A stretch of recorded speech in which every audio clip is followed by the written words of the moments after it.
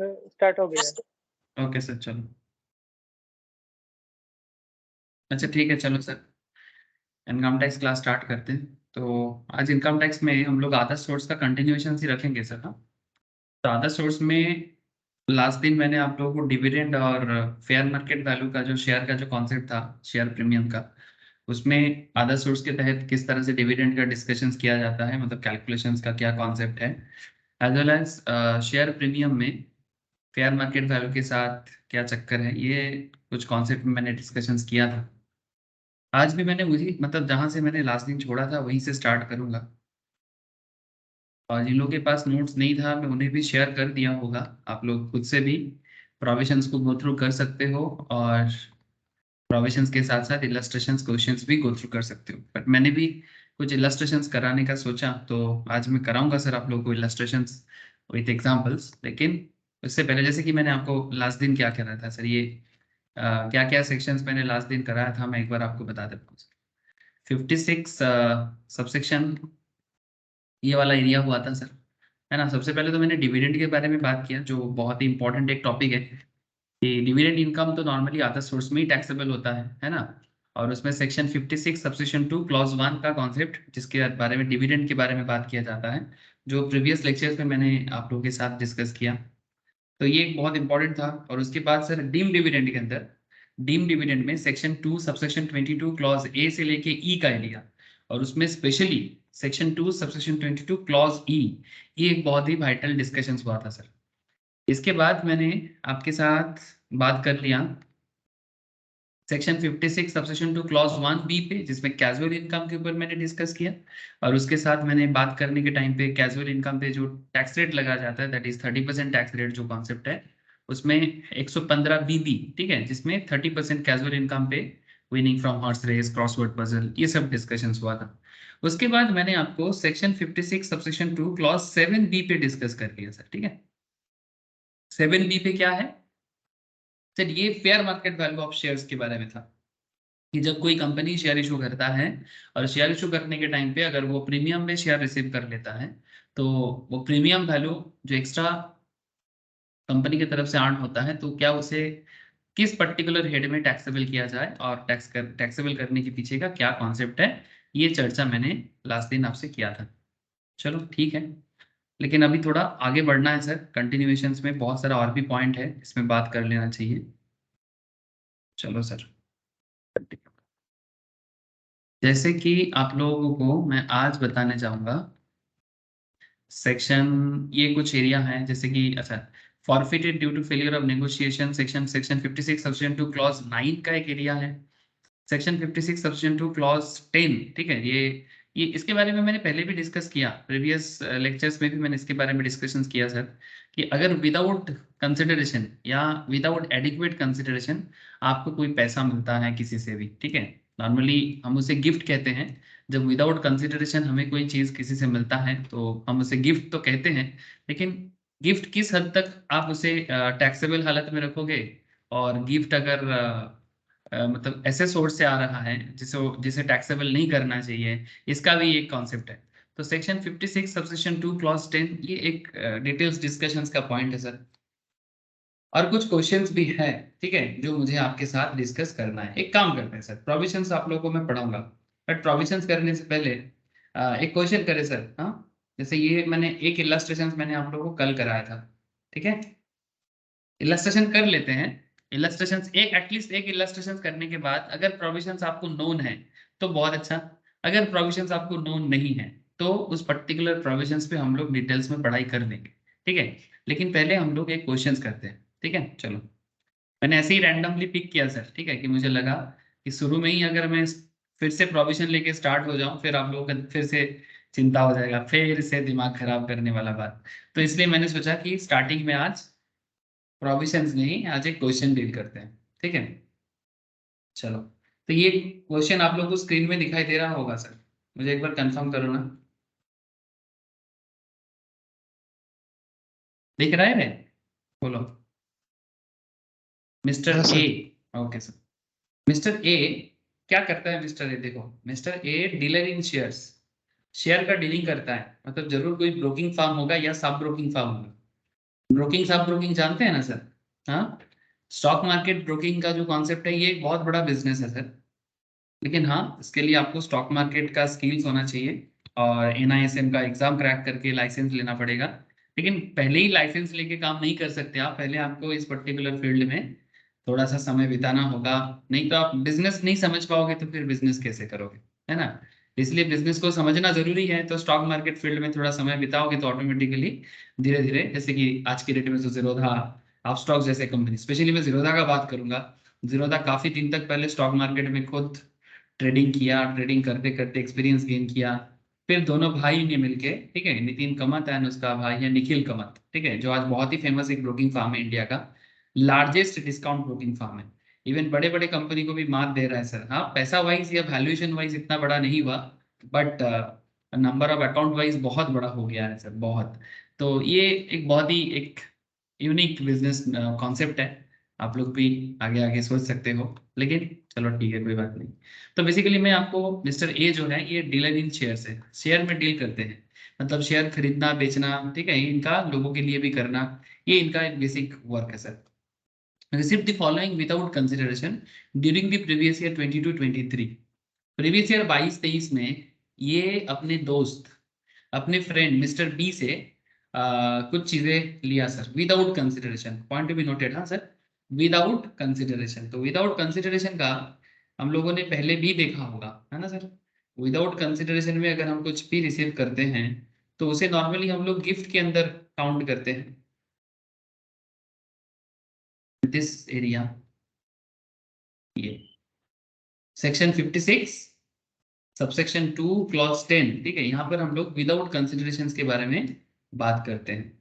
एक होता है विदाउट कंसिडरेशन और एक होता है विदाउट एडिक्वेट कंसिडरेशन। मैंने पहले भी बोला था आपको कि अगर आप कभी भी किसी से भी 50,000 से ज्यादा, आमतौर पे स्पेशली अगर पैसा का बात हो, अगर किसी से भी पैसा ले रहे हो, विदाउट कंसिडरेशन ले रहे हो, तो whole amount the same exceeds 50,000। अगर 50,000 से ज्यादा अगर आप किसी से ले रहे हो तो वो टैक्सेबल हो जाएगा, ठीक है। सो डोंट वरी, अभी क्वेश्चंस में आएंगे सर, मैं आपको प्रोविजंस बताऊंगा धीरे धीरे सारा पॉइंट। तो आप यहाँ पर देखो कि मिस्टर बी से क्या क्या ले रहे हैं मिस्टर ए, जो शेयर में डील करते हैं, और cash gift of 75,000 on is anniversary, मतलब शादी वाला जो एनिवर्सरी होता है उस पे 15 अप्रैल 2022 को कैश गिफ्ट ऑफ ₹75,000 ले रहा है। अच्छा, और क्या रिसीव कर रहा है? बुलियन। सर बुलियन समझते हैं आप लोग? क्या होता है बोलो तो बुलियन? Gold biscuit. हाँ सर, बुलियन बेसिकली ना जो गोल्ड का बिस्किट्स वगैरह होता है उसे बुलियन कहते हैं, ठीक है। कुछ इस तरह का देखने में होता है, ठीक है। ये देखो, मतलब इसको पहले कॉइन बनाने से पहले जो जो सिचुएशन होता है इसे बुलियन कहते हैं। इट्स लुक लाइक दिस, ठीक है।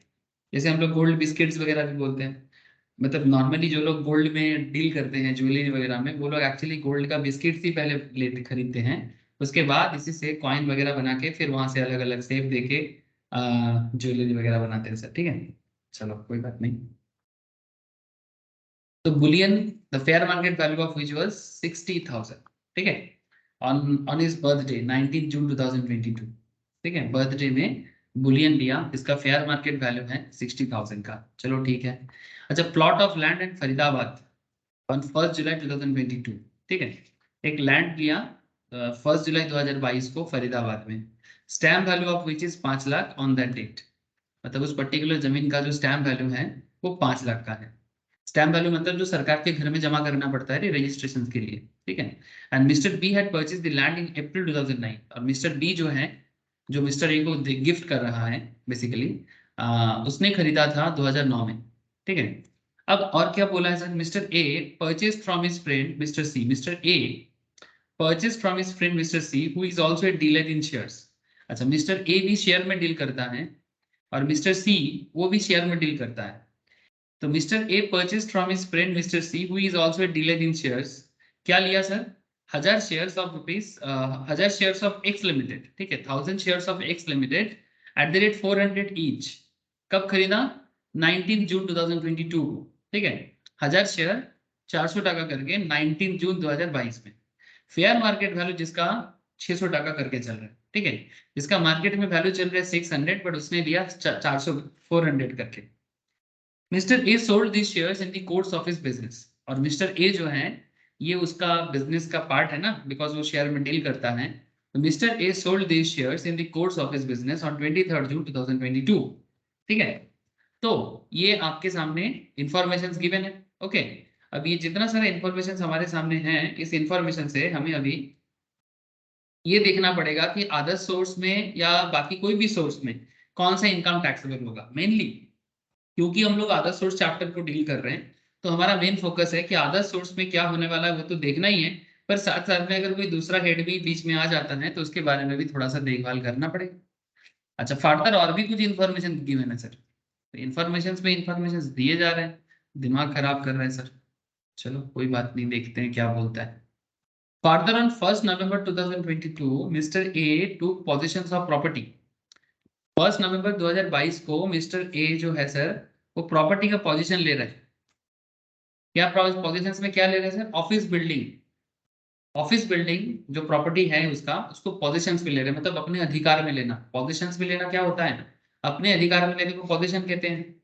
Booked by him 2 years back at ₹20 lakh, जो उसने 2 साल पहले बुक करके रखा था 20 लाख पे।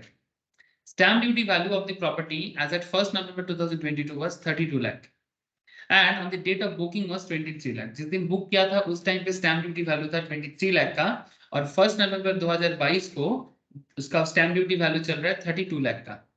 He had paid 1 lakh by account pay check as down payment on the date of booking।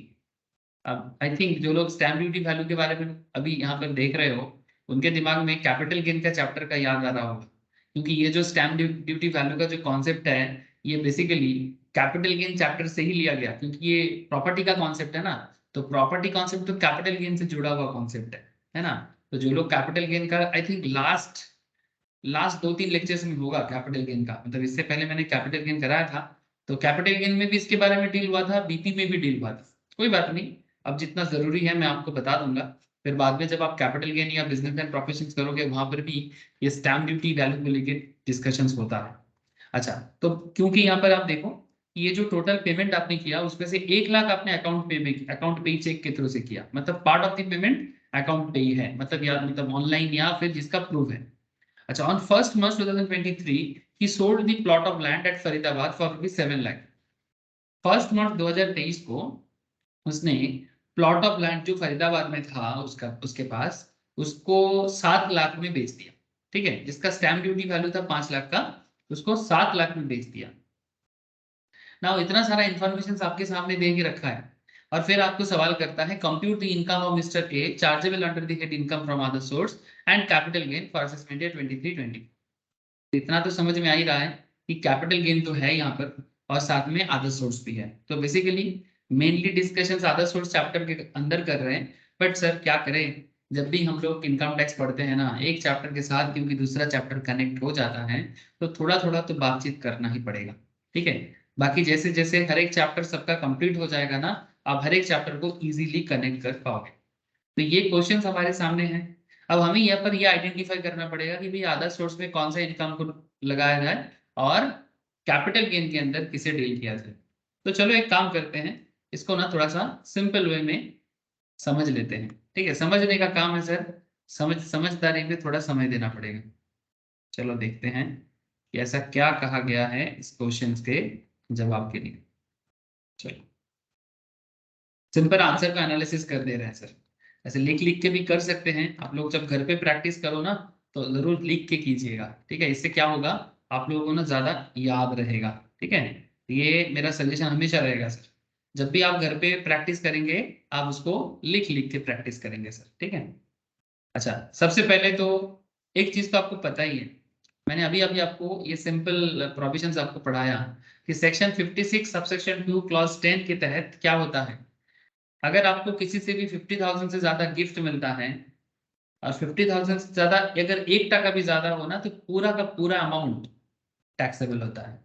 तो यहाँ पर आपको अपने दोस्त से कितना मिला था, मिस्टर ए को मिस्टर बी से कितने का अमाउंट का गिफ्ट मिला था, 75,000 का। तो क्या करें सर, 75,000 को टैक्सेबल कर दे। हेलो, बात समझ में आया कि नहीं आया, इतना मुझे बता दो सर।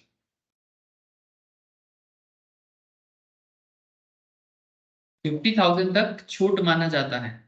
रूल कहता है कि 50,000 तक अगर विदाउट कंसिडरेशन अगर आपको कहीं से मिल रहा है एज ए गिफ्ट, तो उसमें गवर्नमेंट आपको टैक्सेबिलिटी नहीं लगाता। लेकिन अगर 50 से ज्यादा हो जाता है ना, तो गवर्नमेंट उस पर टैक्स लगाएगा। बाकी मैं आपको डिटेल्स थोड़ा और पढ़ के सुनाऊंगा सेक्शन 56 सबसेक्शन 2 क्लॉज 10, तो आपको और क्लैरिटी आ जाएगा। बट फिलहाल मैं जस्ट आपको प्रोविजंस बता के इस पर्टिकुलर कॉन्सेप्ट में क्यों हम लोगों ने 75,000 को टैक्सेबल किया उसके बारे में बात किया। ठीक है सर, अब चलो देख लेते हैं। अब चलो देख लेते हैं। अच्छा, बुलियन, बुलियन का क्या करें सर, प्लीज बोलो। बुलियन का जो वैल्यू है 60,000 का, जिसका मार्केट वैल्यू है, इसे टैक्सेबल करें कि ना। बुलियन के बारे में क्या बोला था, fair market value of which was 60,000 on his birthday. कब, 19 जून 2022 को। तो क्या ये बुलियन टैक्सेबल वैल्यू में काउंट किया जाए? अरे सर, बिल्कुल टैक्सेबल वैल्यू में आ जाएगा। Since Boolean is included in the definition of property, therefore when bullion is received without consideration the same is taxable।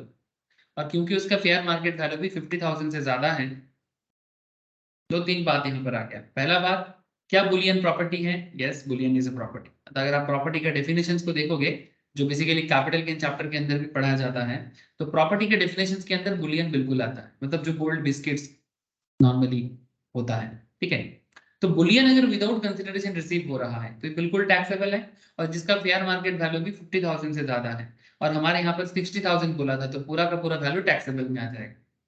ठीक है सर, अब बात कर लेते हैं कि जो एक फरीदाबाद वाला जो जमीन मिला था, plot of land at Faridabad, जो मिस्टर बी से मिस्टर ए को मिला था, plot of land at Faridabad कब लिया गया था सर? 1 जुलाई 2022 को। Stamp duty value of which is 5 lakh on that date, मतलब उस पर्टिकुलर डेट में स्टैम्प ड्यूटी वैल्यू चल रहा था 5 लाख का।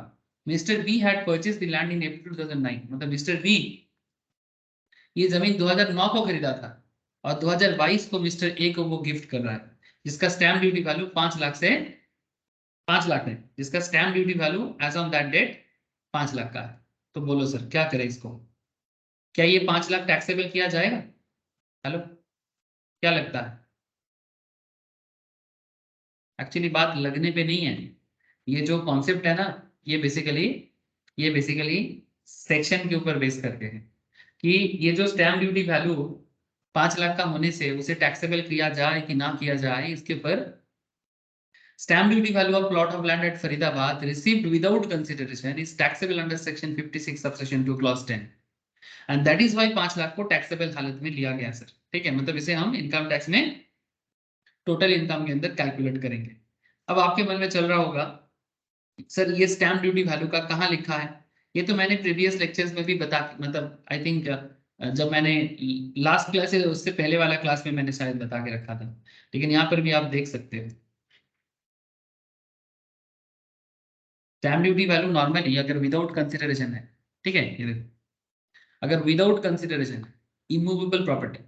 अच्छा, एक चीज मुझे बताओगे आप लोग कि ये जो मिस्टर ए को मिस्टर बी से जो लैंड मिला, क्या ये विदाउट कंसिडरेशन है कि इनएडिक्वेट कंसिडरेशन?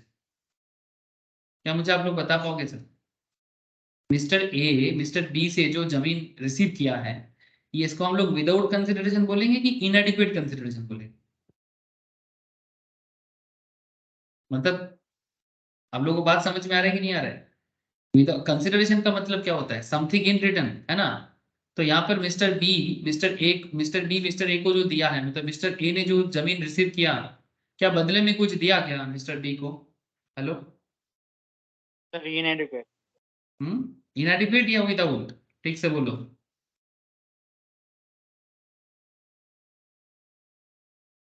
इनएडिक्वेट या विदाउट? सर विदाउट है तो बदले में कुछ दिया थोड़ी। अरे, क्या बदले में कुछ दिया? क्या मिस्टर ए ने मिस्टर बी को इस जमीन के बदले कुछ दिया क्या? कुछ भी पेमेंट किया? आपको बस नो सर। स्टैम्प वैल्यू का मतलब, मार्केट में स्टैम्प वैल्यू क्या होता है, ये मैंने प्रीवियस लेक्चर्स में बता के रखा सर। जब भी कोई प्रॉपर्टी रजिस्टर होता है, चाहे लैंड हो या बिल्डिंग, आप जब भी कोई प्रॉपर्टी या बिल्डिंग परचेस करते हो, तो बदले में आपको रेस्पेक्टिव स्टेट गवर्नमेंट को स्टैम्प ड्यूटी देना पड़ता है ना। जैसे कि हमारे वेस्ट बंगाल में करेंटली 4 के आसपास का स्टैम्प ड्यूटी चल रहा है, 4% या 5% समथिंग। ठीक है, स्टैंडर्ड रेट तो 6% के आसपास चलता है। Stamp duty and registration cost मिला के स्टैंडर्ड रेट 7% वेस्ट बंगाल में चलता है, बाकी दूसरे तीसरे स्टेट का अलग अलग होता है, बट मोटा मोटी इंडिया में 3.5 से लेके 7-7.5% तक का स्टैम्प ड्यूटी वैल्यू है सर। ठीक है, मतलब ओवरऑल पूरा इंडिया का बात मैं कर रहा हूँ।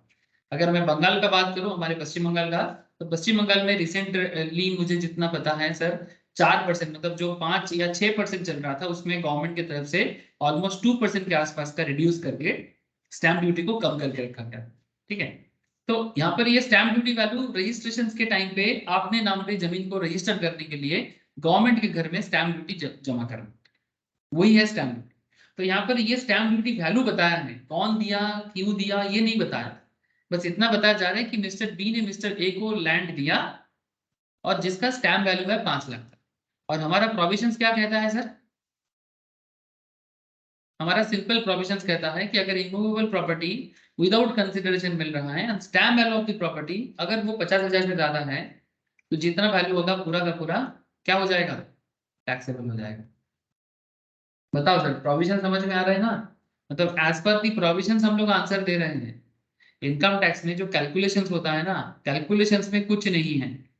इनकम टैक्स के कैलकुलेशंस के अंदर कुछ नहीं है, मतलब ये तो नॉर्मल प्लस माइनस है, लेकिन प्लस क्यों करे और माइनस ही क्यों करे और उसको एग्जेम्प्ट क्यों करे, मतलब कैलकुलेशन के टाइम पे उसको माना जाए कि ना माना जाए, ये डिपेंड करता है प्रोविजंस के ऊपर। इसीलिए ये पूरा का पूरा खेल ना प्रोविजंस निर्भर है सर। तो आपको ना प्रोविजंस पे ज्यादा ध्यान देना चाहिए, ना कि कैलकुलेशंस पे। कैलकुलेशन तो ऑटोमेटिक होगा अगर आपको प्रोविजंस पता होगा, है ना? तो सिर्फ क्वेश्चन करने से इनफ नहीं होता जब तक आप प्रोविजंस क्लियरली ना पढ़ते हो। तो यहाँ पर 50,000 से ज्यादा है स्टैम्प वैल्यू और विदाउट कंसिडरेशन है फरीदाबाद वाला लैंड मिस्टर ए के लिए, तो पूरा का पूरा 5 लाख को क्या किया जाए सर? टैक्सेबल किया जाए। हेलो, हाँ या ना? मुझे इतना बता दो सर, समझ में आ रहा है?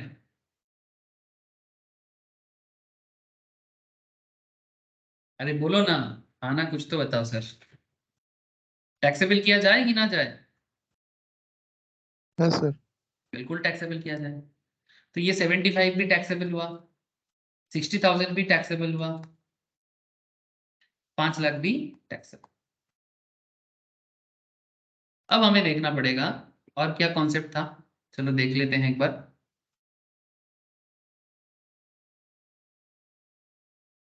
अच्छा, mister A purchase from his friend C who is also a dealer in shares 1000 share 400 टका करके, इसका फेयर मार्केट वैल्यू है 600। तो मिस्टर ए ने अपने ही दोस्त, जो दूसरा दोस्त है, वो मिस्टर सी, अनदर फ्रेंड मिस्टर सी, वो शेयर में ही डीलिंग करता है, मतलब शेयर मार्केट में, मतलब शेयर का बेचना खरीदना ही उसका बिजनेस है। ठीक है, आर्बिट्रेज भी चलता है ये सब लाइन पे बहुत। अभी मैं शेयर मार्केट बिजनेस के ऊपर ज्यादा फोकस अभी नहीं करूंगा, तो फिर शेयर मार्केट वाला बात ज्यादा हो जाएगा, इसलिए मैं थोड़ा अपने आप को रोकता हूँ सर। ठीक है, ऐसे हर क्लास में कहीं ना कहीं शेयर मार्केट ना पूरा मतलब छाया हुआ है। कंपनी लॉ पढ़ने जाओ, फाइनेंशियल मैनेजमेंट पढ़ने जाओ, मतलब मैंने मेरा जो जो पेपर है, ठीक है, इवन मैम के क्लास में भी अकाउंट्स में भी शेयर वगैरह आ जाता होगा। ठीक है, कोई बात नहीं सर। तो मिस्टर ए मिस्टर सी से शेयर खरीद रहा है, फिर यहाँ पर दोनों ही शेयर में डील करता है। तो अब सवाल ये उठता है, क्या हम इसे अदर सोर्स में टैक्सेबल करेंगे? हाँ sir, the question is that, क्या हम इस पर्टिकुलर पॉइंट को अदर सोर्स में टैक्सेबल कर सकते हैं? This is the question. तो यहाँ पर ये देखना पड़ेगा कि कितना डिफरेंस हो रहा है। सबसे पहले तो आप ये देखो कि आपका डिफरेंस कितने का है, मतलब 1,000 शेयर 400 करके कितना हो जाता है? 4 लाख। लेकिन एफएमवी कितना बता रहे हैं? 1,000 शेयर 600 करके, एक्चुअल मार्केट वैल्यू करेंटली चल रहा है 6 लाख का, 6 लाख का मार्केट वैल्यू है। आपने अपने फ्रेंड से कितने में लिया? 4 लाख में लिया। तो कितना कम में ले लिया आपने? कितना कम में लिया आपने? 2 लाख ना? हेलो, बात समझ में आया? आपने 2 लाख का बेनिफिट में लिया। मार्केट वैल्यू जिसका 6 लाख चल रहा है, 6 लाख चल रहा है, उसका आपने 4 लाख में लिया। तो difference of rupees 2 lakh in the value of shares of x limited purchased from Mr. C, dealer in shares, is not taxable as it present the stock in trade of Mr. A. ये जो particular share है ना, जो आपने mister सी से लिया, जो भी शेयर का ही डीलिंग करता है, वो भी तो, ये तो बिजनेस हुआ। तो शेयर यहाँ पर आपके लिए शेयर नहीं, ये तो आपके लिए स्टॉक इन ट्रेड है। क्यों? क्योंकि आप ये शेयर, मतलब ये जो पर्टिकुलर शेयर है ना, मिस्टर एक्स एक्स लिमिटेड का जो शेयर मिस्टर ए ने खरीदा, एक्स लिमिटेड का शेयर जो मिस्टर ए ने खरीदा, वैसा नहीं कोई इन्वेस्टमेंट पर्पस में किया था, ये बिजनेस पर्पस में किया था। ये बिजनेस है, और बिजनेस के लिए जो चीज आप खरीदते हो उसे स्टॉक इन ट्रेड कहते हैं। बात को समझे? तो स्टॉक इन ट्रेड में जो लिया गया है, ठीक है, ये तो स्टॉक इन ट्रेड का कॉन्सेप्ट है, इसका अदर सोर्स में तो पहला बात तो कोई काम नहीं है। और stock in trade off mister A, since mister A is a dealer in shares, क्योंकि मिस्टर ए जो है वो भी शेयर का डील करता है, और मिस्टर सी जो है वो भी शेयर का डील करता है। तो यहाँ पर concept is that the above has been mentioned that the shares were subsequently sold in the course of business। और ये भी क्वेश्चन में बोला गया था, ये जो 4 लाख में उसने लिया और मार्केट में वो उसको अपने मार्केट में कोर बिजनेस एक्टिविटी के अंदर फिर से बेच देगा, सच share represent stock in trade off mister A. और ये जो 6 लाख का चीज आपने 4 लाख में लिया, और फिर बाद में आपको उसने, मतलब मिस्टर ए उस पर्टिकुलर शेयर को normal core core business activity के तहत मार्केट में बेच देगा, चाहे 6 लाख में बेचे या 5,90,000 में बेचे, वो उसके ऊपर है। लेकिन क्योंकि ये उसका बिजनेस एक्टिविटी का पार्ट है, तो इसमें कोई अदर सोर्स इनकम का कॉन्सेप्ट नहीं है सर। अगर इसका प्रॉफिट का कॉन्सेप्ट कैलकुलेट करना है तो हम लोग कहाँ देखेंगे सर इसको? हाँ, अगर हमें इसका प्रॉफिट कैलकुलेट करना है या प्रॉफिट कैलकुलेट करके देखना है कि भाई कितना कमा रहा है नहीं कमा रहा है, कहाँ देखेंगे सर? प्रॉफिट, मतलब पीजीबीपी का पार्ट बनेगा ये, फिर ये पीजीबीपी का पार्ट बनेगा। लेकिन हम तो इतना बोल ही सकते हैं कि ये जो कॉन्सेप्ट है करेंटली हमारे सामने, ये हमें टैक्सेबल नहीं करना है। अदर सोर्स में तो ये बिल्कुल टैक्सेबल नहीं होगा। बात समझ में आया कि नहीं आया?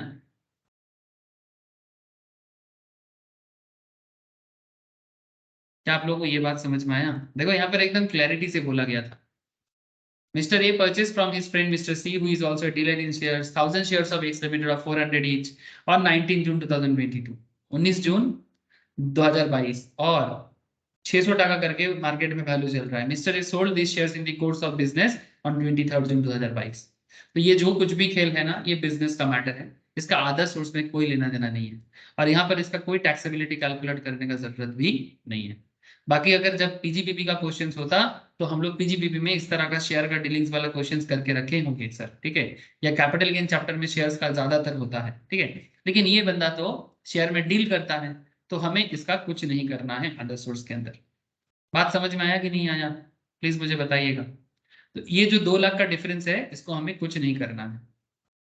लेकिन हमारे इस क्वेश्चन में और एक पॉइंट था सर, हमारे इस क्वेश्चंस में और एक पॉइंट था। क्या पॉइंट था? चलो हम क्वेश्चंस को एक बार रीड कर लेते हैं।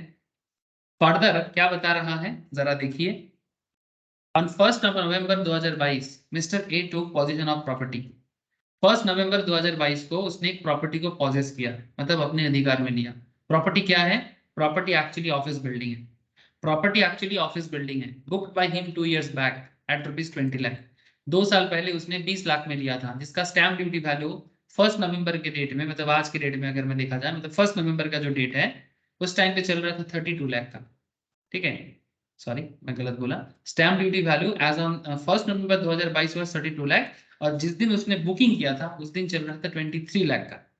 और उसने अकाउंट पे चेक में 1 लाख रुपीस पे पेमेंट भी किया था, ठीक है, क्योंकि ऑनलाइन पेमेंट करने से या अकाउंट पे या इलेक्ट्रॉनिक मोड पे पेमेंट करने से आपको थोड़ा सा बेनिफिट मिल जाता है, आपका टैक्स लायबिलिटी थोड़ा सा, अमाउंट ऑफ लायबिलिटी जो है वो कम माना जाता है। इसका एक पूरा डिस्कशन मैंने कैपिटल गेन में करा के रखा था, या फिर मैंने पीजीपीपी में भी करा के रखा, आप जरूर एक बार देखें। फिलहाल मैं इस क्वेश्चन के तहत आपको जितना जरूरी है मैं उतना आपको बता दे रहा हूँ sir. Difference between the stamp duty value 23 lakh on the date of booking and the actual consideration, हमें इसके बीच में देखना पड़ेगा। Difference between the stamp duty value of 23 lakh on the date of booking and the actual consideration of ₹20 lakh paid is taxable under section 56 subsection 2 clause 10, since the difference exceeds 2 lakh being the higher of 50,000 and 10% of the consideration, तो वही वाला amount हमारे taxability में आ जाएगा। अब आपके मैं समझा रहा हूँ कि ये प्रोविजंस कहाँ से लिया गया और कैसे लिया गया। ध्यान से देखिए सर, मैं पहले आपको पहले मैं एग्जांपल पढ़ा दिया, ठीक है। 23 लाख और 20 लाख का बीच का गैप है सर। अब जरा ध्यान से देखे ये प्रोविजंस कहाँ से आया और कैसे आया। मैं आपको इसके लेके जाऊंगा सर प्रोविजंस पे। देखो, अच्छा सबसे पहले बात सर, ये जो प्रॉपर्टी का मैंने बात आपसे किया, ये इमूवेबल प्रॉपर्टी है। हेलो, ये जो प्रॉपर्टी है ये इमूवेबल प्रॉपर्टी है। और इमूवेबल प्रॉपर्टी के केस में क्या बोल रहा है आप जरा ध्यान से सुनिए। अगर कोई इमूवेबल प्रॉपर्टी आपको इनएडिक्वेट कंसिडरेशन में मिल रहा है, इनएडिक्वेट कंसिडरेशन इन द सेंस मतलब उसका जो पर्याप्त, इनएडिक्वेसी का मतलब होता है, मतलब बंगाली में हम लोग बोलते हैं पर्याप्त, ठीक है, हिंदी में बोलते हैं पर्याप्त, ठीक है, मतलब जितना उसका एक्चुअली दाम होना चाहिए अब उससे कम पे कर रहे हैं, ठीक है। तो यहाँ पर कहता है sir the difference between the stamp duty value and the consideration if such difference exceeds the higher of 50,000 and 10% of the consideration, ठीक है, मतलब टोटल कंसिडरेशन का 10% या 50,000 जो ज्यादा होगा, ठीक है। So if such difference exceeds the higher of 50,000 and 10% of the consideration, the difference between the stamp duty value and the consideration, if such difference is more than the higher of 50,000 and 20% of the consideration in case the immovable property is a residential unit which is held as stock in trade, मतलब normal asset के case में 10%, normal immovable property के case में 10% consideration लिया जाता है, उसके साथ 50,000 को कंपेयर किया जाता है। अगर ये इमूवेबल प्रॉपर्टी नॉर्मल कोई बिल्डिंग वगैरह छोड़ के अगर वो रेसिडेंशियल होता है तो उसका 20% लिया जाता है। अगर वो रेसिडेंशियल यूनिट होता है और रेसिडेंशियल यूनिट को स्टॉक इन ट्रेड के तौर पे अगर कोई हेल्ड करता है, मतलब जो बेसिकली प्रॉपर्टी डीलर है, जो रियल एस्टेट प्रॉपर्टी डीलर है, जो बेसिकली रेसिडेंशियल प्रॉपर्टी बेचता है, उनके केस में ये रेसिडेंशियल प्रॉपर्टी का जो कंसिडरेशन है उसका 20% माना जाएगा, ठीक है। The seller and transferred between कब 12/11/2020 मतलब 12 नवंबर 2020 से 30 जून 2021 के बीच में सेलर ने सेल किया होगा by way of first time allotment to the buyer, मतलब फर्स्ट टाइम बायर अलॉटमेंट है, सेकंड टाइम नहीं। And the consideration for transfer जो है वो 2 करोड़ के नीचे है। कंसिडरेशन फॉर ट्रांसफर जो है मतलब रेसिडेंशियल यूनिट अगर कोई रियल एस्टेट ब्रोकर किसी को ट्रांसफर कर रहा है 12 नवंबर 2020 से लेके 30 जून 2021 के बीच में, और अगर वो वैल्यू ऑफ कंसिडरेशन 2 करोड़ के नीचे है, ठीक है, तो हमें कंसिडरेशन का 20% लेना चाहिए और साथ में 50,000 जो हायर होगा हम उसे टैक्सेबल पॉइंट में रखेंगे, ठीक है। लेकिन नॉर्मल एसेट के केस में अगर प्रॉपर्टी नॉर्मल मूवेबल प्रॉपर्टी हो, रेसिडेंशियल यूनिट को छोड़ के कोई दूसरा भाग हो, तो उस केस में 10% रखेंगे, ठीक है। तो हमारे इस पर्टिकुलर जो क्वेश्चन चल रहा है इसमें क्या कोई रेसिडेंशियल यूनिट है रे बाबा? हेलो, मिस्टर ए ने जो पोजीशन ऑफ द प्रॉपर्टी लिया, ये क्या रेसिडेंशियल प्रॉपर्टी है कि ऑफिस बिल्डिंग है? अरे बोलो ना, लिखा तो है। अब आपके मन में चल रहा होगा कि सर तभी ऑफिस बिल्डिंग अलग से मेंशन करके दिया। हाँ सर, तभी ऑफिस बिल्डिंग अलग से मेंशन करके दिया। ऑफिस बिल्डिंग अलग से मेंशन करने के पीछे का यही मतलब है कि ऑफिस बिल्डिंग जो है वो रेसिडेंशियल यूनिट से अलग होता है, और अगर ये रेसिडेंशियल यूनिट होता तो फिर उसमें 20% ऑफ द कंसिडरेशन माना जाता। लेकिन हमारे इस केस में ऑफिस बिल्डिंग है तो इसमें हम लोग 10% ऑफ द कंसिडरेशन करेंगे।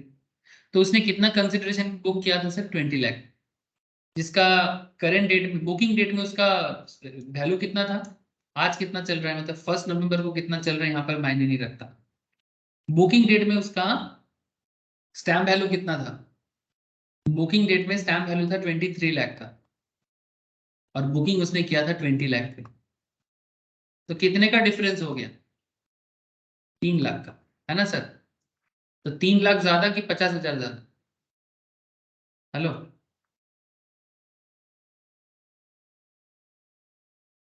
बोलो ना, विच एवर इज हायर? हाँ, 3 लाख ज्यादा, तो 3 लाख को ही टैक्सेबल करना है, ठीक है। कंसिडरेशन का 10%, अच्छा 20 लाख का कंसिडरेशन कितना? 20 लाख, 20 लाख का अगर 10% भी मैं करता तो कितना होता? 2 लाख। लेकिन 2 लाख से भी ज्यादा है, 3 लाख का डिफरेंस जो है वो 3 लाख का है, तो 3 लाख जो ज्यादा होगा उसको लिया जाएगा, ठीक है, कंसिडरेशन या फिर जो अमाउंट आप डिफरेंस देख पा रहे हो। इसलिए प्रोविजंस को फिर से मैं बताता हूँ, देखो प्रोविजंस वापस देखो, प्रोविजंस को वापस देखो sir. The difference between the stamp duty value and the consideration, if such difference exceeds the higher of 50,000 and 10% of consideration, ठीक है। और साथ में ये भी बोल रहा है कि difference between the stamp duty value and the consideration if such difference is more than the higher of 50,000 and 20% of consideration in case the immovable property is a residential unit which is held as stock in trade by the seller and transferred between 12th of November 2022 30th June 2021। तो इस बात का ध्यान रखें कि residential unit कब transfer हो रहा है, इसका डेट आपके लिए वैलिड है, ठीक है, और 2 करोड़ के नीचे का कंसिडरेशन होना चाहिए।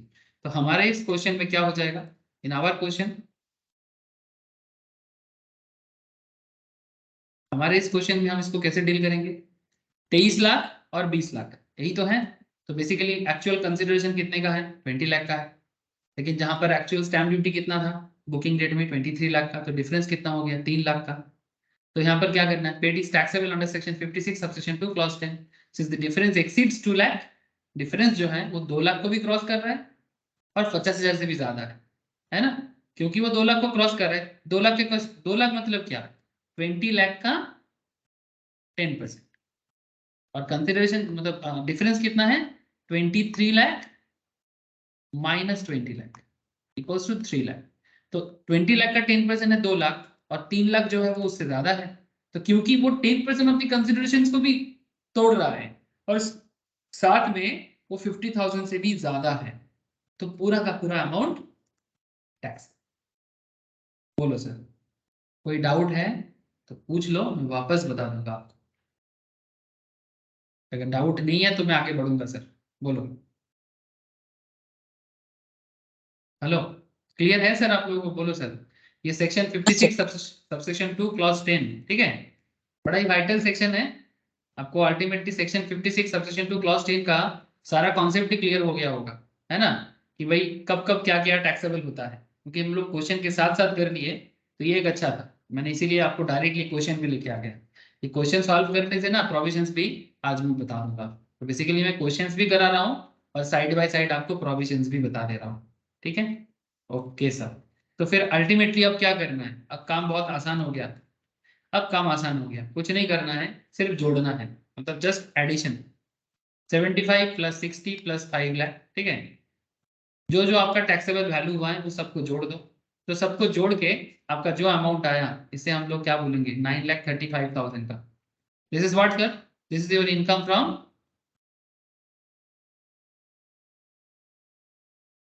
अदर सोर्स, ये आपका इनकम फ्रॉम अदर सोर्स हुआ।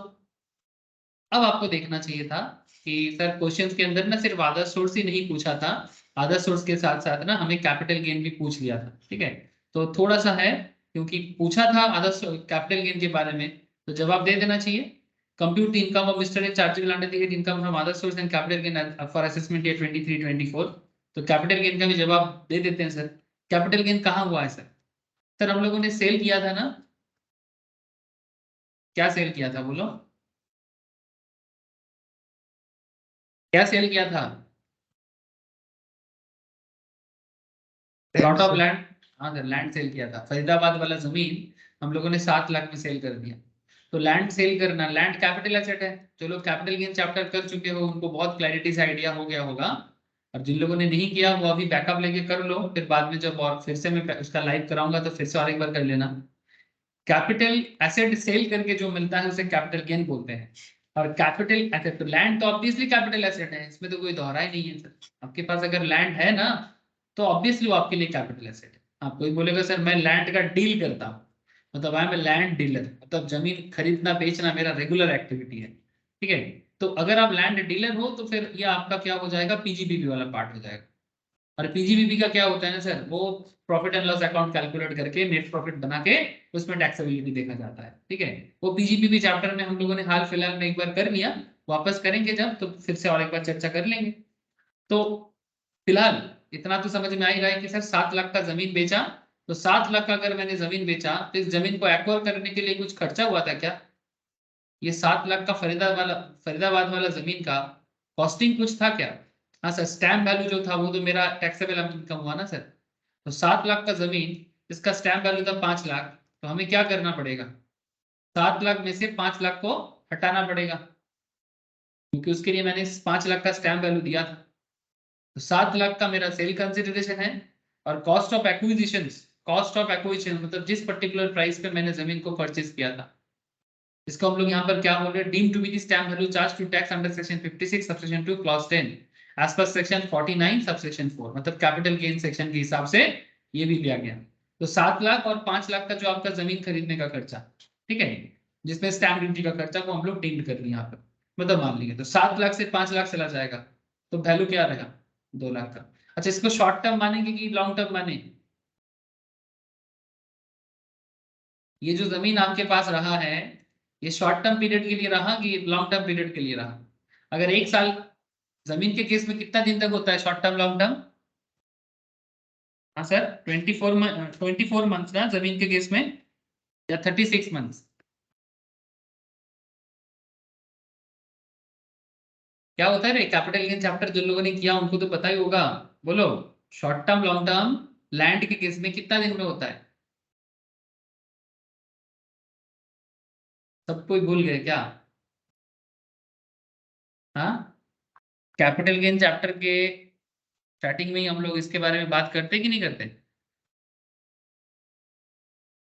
Holding period of capital asset, जब भी हम लोग कैपिटल गेन यस चैप्टर, हाँ कितना होता है बोलो?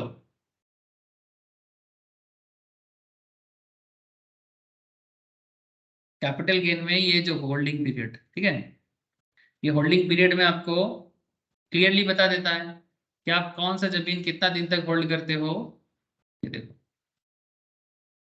अगर आपके पास शेयर वगैरह है, ठीक है, तो कितना दिन होल्ड करने से शॉर्ट टर्म और कितना दिन में long term. Section 2 subsection 42A इसके बारे में बात करता है, पीरियड ऑफ होल्डिंग भूलना नहीं है। तो share security recognised stock exchange का है तो 12 महीने से कम है तो शॉर्ट टर्म, ठीक है। अब उतना डिटेल्स में नहीं जाएंगे, फिलहाल मैं आपको ये वाला बोल देता हूँ। अगर कोई अनलिस्टेड शेयर है, अनलिस्टेड शेयर मतलब जो शेयर मार्केट में लिस्टेड कंपनी का शेयर नहीं है, कोई भी कंपनी जो शेयर मार्केट में लिस्टेड नहीं है उसे अनलिस्टेड कंपनी बोला जाता है। और उस कंपनी का शेयर अगर आप 24 महीने से कम होल्ड करते हो तो शॉर्ट टर्म, और 24 महीने से ज्यादा है तो लॉन्ग टर्म। एलटीसी है मतलब लॉन्ग टर्म कैपिटल एसेट, और एसटीसी है मतलब शॉर्ट टर्म कैपिटल एसेट। अच्छा, लॉन्ग टर्म शॉर्ट टर्म में कुछ डिफरेंस होता है क्या? हाँ सर, रेट में चेंजेस हो जाता है, ठीक है, रेट चेंजेस हो जाता है। फिर आपका सबसे इंपॉर्टेंट बात है कि इसमें जो इंडेक्सेशन बेनिफिट मिलता है ना लॉन्ग टर्म में, वो शॉर्ट टर्म में अवेलेबल नहीं है, ठीक है। तो लैंड और बिल्डिंग के केस में क्या है, 24 मंथ से ज्यादा अगर जमीन आपके पास है तो लॉन्ग टर्म, और अगर 24 मंथ से कम है तो जमीन आपके पास, तो जमीन हो जाएगा शॉर्ट टर्म। तो ये जमीन आपने, प्लॉट ऑफ लैंड 1 जुलाई 2022 को लिया था, 1 जुलाई 2022 को आपने जमीन को लिया था, और आपने बेचा कब? 1 मार्च 2023, मतलब विद इन 1 ईयर आपने ऐसा कारनामा किया, सेल कर दिया। तो 1 साल मतलब 12 महीना है ना कम से कम, तो ये हिसाब लगा लो 24 महीने से कम ही है। तो अगर 24 महीने से कम है तो फिर शॉर्ट टर्म हो गया, ठीक है। तो ये जो कैपिटल गेन है ये शॉर्ट टर्म कैपिटल गेन है, ठीक है। तो सब कुछ एकदम ना कनेक्टेड है सर, रूल के मुताबिक हो रहा है, ठीक है। तो रिजल्टेंट कैपिटल गेन हो गया 2 लाख। तो आपने क्या क्या इनकम कर लिया sir? Income from other source कर लिया 9,35,000, और शॉर्ट टर्म कैपिटल गेन कर दिया 2 लाख। अब इसके ऊपर आपका टैक्स लायबिलिटी होगा। अब मैंने अभी भी टैक्स लायबिलिटी वाला क्वेश्चन आपको कराऊंगा, ऐसे तो बेसिक्स ऑफ इनकम टैक्स जब मैं स्टार्ट करूंगा कल से, ठीक है। मैं कल टाइम आपको बता दूंगा सर, मोस्ट प्रोबेबली 11, मैं अगर मैम से पूछ लेता हूँ कि मैम का क्लास टाइमिंग क्या है, नहीं तो सैटरडे वाला टाइम देना पड़ेगा। तो इसी वीक से स्टार्ट करूंगा, तो वहां पर मैंने आप लोगों को टैक्स कैलकुलेशंस डिटेल्स में सिखाऊंगा, और ये चैप्टर कंप्लीट होने के बाद ना मैं टोटल इनकम का कैलकुलेशंस कराऊंगा आपको, मतलब उसमें सारा का सारा हेड मिला जुला के आप लोग को अलग अलग क्वेश्चन सॉल्व कराऊंगा, जिसके अंदर salary, BGPP, capital gain, other source, house property सब रहेगा, ठीक है। तो जिन लोगों का कोई चैप्टर अगर मिस रहेगा, मैं बस इतना बोलूंगा आप लोग ना फास्ट फास्ट ना सारा हाउस प्रॉपर्टी, बीजीपीपी या कैपिटल गेन जिसका जो भी बाकी रहेगा आप बैकअप लेके एक बार करके रखिएगा, ठीक है। करके रखने से आपका ही सुविधा है सर, ठीक है, क्योंकि आपका टोटल इनकम कैलकुलेशन में अच्छा रहेगा, और इनकम टैक्स में ना बहुत अच्छा ग्रिप आ जाएगा। तो ये रिकमेंडेशन है, बाकी आपकी मर्जी। अच्छा, तो शॉर्ट टर्म कैपिटल गेन इस तरह से कैलकुलेट करना है। तो 9,35,000 का आधा सोर्स इनकम हुआ, और शॉर्ट टर्म कैपिटल गेन में 2 लाख का इनकम। बोलो सर, क्या आप लोगों को क्वेश्चन समझ में आया सर? हेलो স্যার, আর একটা ব্যাপার জানার ছিল। বল। বলছি মিস্টার সি এর থেকে যে শেয়ারগুলো নেওয়া হয়েছিল, হুম হুম। ওটা যদি শেয়ার মার্কেট ভ্যালুর থেকে বেশি দামে নিত তাহলে কি হতো? যদি ফেয়ার মার্কেট ভ্যালু থেকে বেশি দামে নিত, প্রথম কথা বেশি দামে নিলে তো সেরকম কিছু গেন করতে পারতো না, তা তো লস হয়ে যেত, তো বিজনেস লস হয়ে যেত। যদি ওটা শেয়ার মার্কেট ভ্যালু থেকে বেশি দামে নিত, মানে 600 টাকার বেশি দামে যদি ও নিত, তাহলে পরে যদি ও বিক্রি করতো তাহলে নিশ্চয়ই ফেয়ার মার্কেট ভ্যালু থেকে বেশি দামে বিক্রি করতে পারতো না, তাহলে ওটা बिजनेस लॉस हो जाता। प्रथम কথা ওরা তো ट्रेडर ना, बात को समझो सर। बेसिकली ये जो मिस्टर सी का जो कॉन्सेप्ट है, मिस्टर सी और मिस्टर ए ये दोनों ही शेयर में डील करता है, दोनों स्टॉक ट्रेडर है। अब बात ऐसा है कि ये 1000 का शेयर है, 400 टका करके जो शेयर मार्केट में 600 में बिक रहा है उसका 400 में खरीदा 19 जून को, फिर बाद में मिस्टर ने वही शेयर को मार्केट में सेल कर देगा अपने हिसाब से, चाहे 600 करके सेल करे चाहे 500 करके सेल करे। ओके, तो अगर वो 500 करके भी सेल करेगा तो भी 100 रुपीज का प्रॉफिट करेगा पर शेयर में, और अगर 200 मतलब 600 में सेल करेगा तो भी 200 पर शेयर में प्रॉफिट करेगा। लेकिन ये जो प्रॉफिट का कॉन्सेप्ट है ना, ये तो पीजीबीपी में देखा जाएगा, profits and gains in business and professions का पार्ट है, जिसमें पीजीबीपी में वो कितना प्रॉफिट कर रहा है वो देख के उसमें टैक्सेबल होगा। अब और को ने मुझे पूछा, और कोई ना, और किसने पूछा मुझे, और को जिज्ञेस कर लेते ना कि हाँ सर। और को मुझे पूछ रहे हैं सर कि अगर ये 600 की जगह 700 में, अगर उसने सॉरी फेयर मार्केट वैल्यू 600 है, अगर 400 की जगह 700 में बाई करता तो क्या होता? सर कुछ नहीं, वही बिजनेस का कॉन्सेप्ट है। अगर वो 700 में बाई करता, नॉर्मली अगर वो 700 में बाई करेगा तो फिर वो फेयर मार्केट वैल्यू से ज्यादा दाम पे मार्केट में सेल कर पाएगा? क्या लगता है, क्या लगता है? मतलब मार्केट वैल्यू से ज्यादा दाम कोई देगा किसी को, वो भी शेयर के केस में? हाँ सर। तो इन दैट केस वो थोड़ा मुश्किल में हो जाएगा। अगर उसको फिर भी अगर उसको सेल करना पड़े तो कम में सेल करना होगा, और कम में सेल करने से लॉस, तो बिजनेस लॉस में आ जाएगा। अदर सोर्स में उसका कोई इफेक्ट नहीं आएगा। ठीक है, बाकी इस टाइप ऑफ क्वेश्चंस हम लोग कैपिटल गेन में भी डील करते हैं और अदर्स पीजीबीवी में भी डील करेंगे।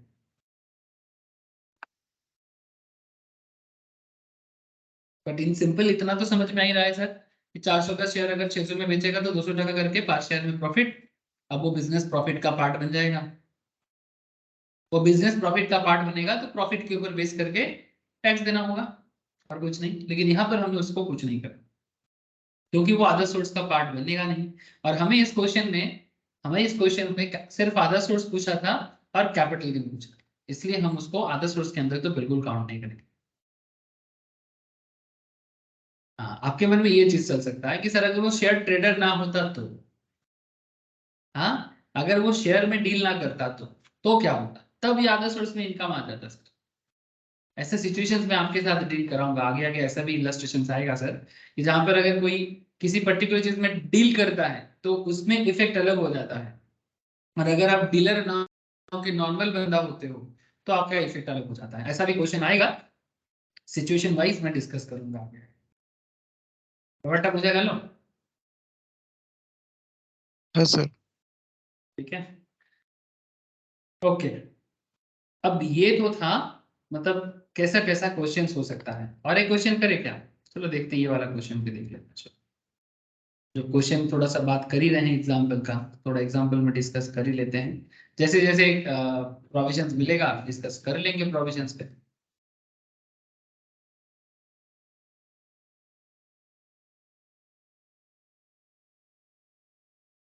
चलो जरा देखिए, discuss the tax liability or otherwise of the following in the hands of recipient under section 56 subsection 2 clause 10 of the Income Tax Act 1961। ठीक है, discuss the tax liability or otherwise in the following in the hands of recipient under section 56 subsection 2 clause 10। मतलब 56 subsection 2 clause 10 किस particular matter पे बात करता है? 56 subsection 2 clause 10 बात करता है मेनली वही कंसिडरेशन, मतलब अगर आपको विदाउट कंसिडरेशन या विदाउट एडिक्वेट कंसिडरेशन आपको कोई अमाउंट मिलता है उसके बारे में बात करता है। तो यहाँ पर कुछ खेल खेला गया है। क्या खेला हुआ है सर? देखो क्या खेला हवे कि नहीं सर? चलो देखते हैं क्या खेला हवे।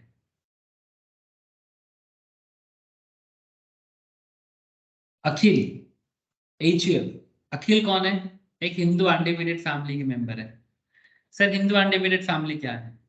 सर अगेन ये बेसिक्स ऑफ इनकम टैक्स है। हिंदू अनडिविडेड फैमिली मतलब इन सिंपल इतना समझ के चलो फिलहाल कि हिंदू अनडिविडेड फैमिली मतलब जॉइंट फैमिली बिजनेस जो होता है in our country, specially Hindu, Sikh, Jain, Buddhist, ठीक है, जो हार्डकोर इंडियन कल्चर से बिलोंग करता है। मतलब वहां पर ना एक जॉइंट फैमिली बिजनेस होता है जिसमें एक कर्ता होता है। कौन कर्ता? ये देखो, अखिल द कर्ता ऑफ द ईच। कर्ता मतलब हेड ऑफ द फैमिली। आजकल जॉइंट फैमिली कम हो गया है जिसका बिजनेस जॉइंटली चलता है, मतलब एक दुकान है, पूरे दुकान से पूरा फैमिली चलता है। जैसे मेरे फैमिली में अभी भी है ऐसा दो चार एग्जांपल मुझे। जैसे मेरे मेटरनल साइड पे अभी भी है सर, ठीक है, मेरे मेटरनल साइड पे अभी भी है एक स्वीट शॉप है सर कोलकाता में ही। वहां से पूरा फैमिली चलता है, मतलब बड़ा फैमिली है, 25-30 मेंबर, ठीक है। तो बात है सर, उस पूरा फैमिली का एक कैप्टन होता है, इस कैप्टन को कर्ता कहा जाता है, ठीक है। और कर्ता इज द संस्कृत वर्ड। ये वर्ड मतलब हर एक जगह में यूज किया जाता है। मतलब जब भी कोई एचयूएफ बिजनेस हो, नॉर्मली एचयूएफ बिजनेस कैसे आइडेंटिफाई करोगे?